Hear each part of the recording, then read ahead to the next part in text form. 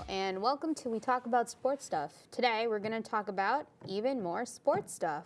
I'm your co-host, Jocelyn Abrams, joined by my other co-host, Phil Rica, and our commentator, Gabe Medina. I'll start off sharing the news about the college bribery saga, and then Phil's got news to share about Adam Jones and the Diamondbacks, and finally, Gabe is going to tell you about ESPN's College Esports Championship. All right. And so the college bribery saga continues. The scandal has only grown as of this week, and this time with a group of parents who allegedly bribed colleges and coaches into accepting their children into some of the top schools in the nation. So far, around 50 people have been charged in this particular college bribery scam. There have been at least 9 coaches who were arrested by noon yesterday. These coaches worked for schools like Stanford, Yale, Georgetown, and several others. One of the former coaches at Yale pled guilty in order to help build this case, and a coach from Stanford and a college admissions consultant also pled guilty yesterday afternoon. No students have been charged, and according to authorities, most of them had no idea what was going on in the first place. The colleges where these students attend so far have not taken actions against the students involved. Authorities have stated that coaches for sports like soccer, tennis, and volleyball had taken the bribes to put students on the lists of recruited athletes, even if they didn't have experience or ability in the sport. And not only that, but after they were accepted into these universities, most of these students didn't even play the sport that they supposedly played. Additionally, authorities say their athletic credentials had been faked with the help of staged photographs of them playing sports or pictures where their faces had been photoshopped onto actual athletes' bodies. Several universities have already fired or suspended the coaches involved and distanced themselves from this massive scandal. Stanford, for instance, fired its sailing coach, and UCLA suspended its soccer coach.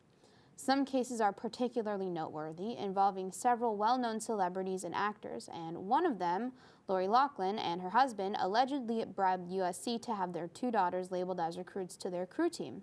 Neither of them had actually participated. There was also a case with a woman accepted into Yale, and according to authorities, her family bribed the school $1.2 million and created a false profile for her and said that she was on China's junior national development soccer team.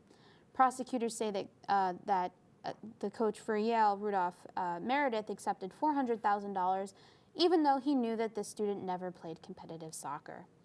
And Gabe has some more to Gabe's gonna share about the ESPN's Esports Championship.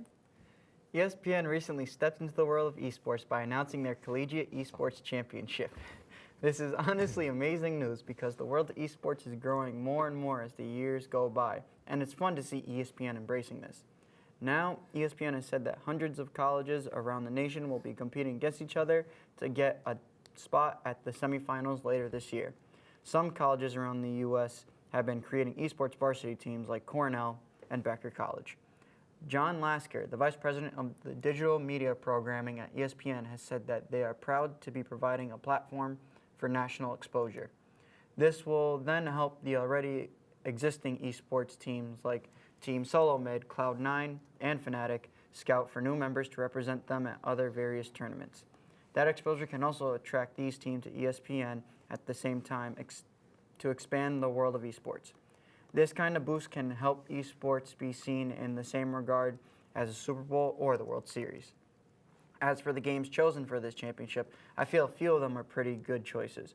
Overwatch and StarCraft 2 are perfect games to have college teams play. However, Street Fighter should be substituted for Super Smash Bros. Ultimate due to the game being a more popular fighter. This was proven after Ultimate became one of the biggest selling games for the Nintendo Switch. Plus, an endorsement from Nintendo can open up the doors for a lot of things in the future. Another game that can be substituted, in my opinion, should be the MOBA multiplayer online battle arena, Heroes of the Storm.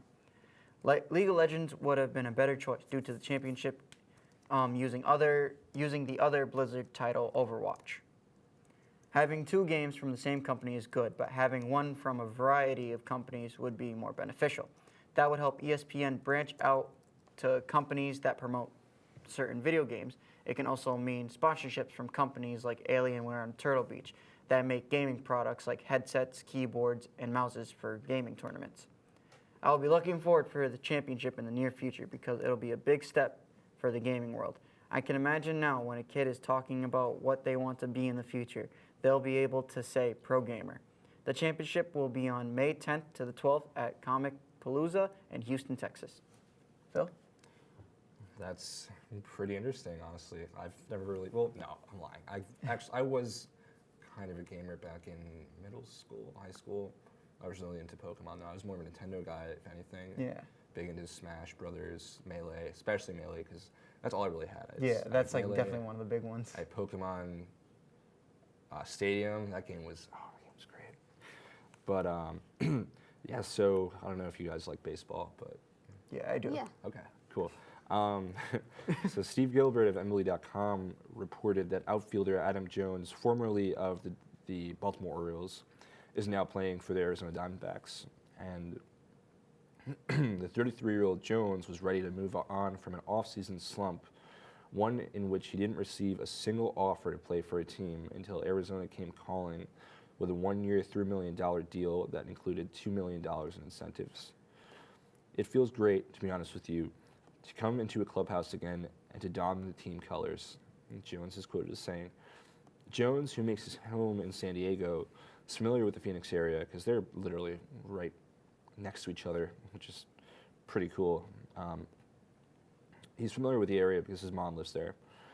And Jones has been in the Phoenix area for the last few weeks running Camelback Mountain to stay in shape while hitting at Grand Canyon University. The Diamondbacks are also counting on Jones to supply leadership off the field, something he has been known for throughout his long big league career. So, kudos to him, man. He seems like a great guy. Like, you really got to separate what baseball players do off the field as well as on the field. Like, baseball players who are also charitable off the field, like that just really shows their true colors and true character, which is awesome. So I just found that amazing. So yeah. That's pretty cool. Yeah. All right.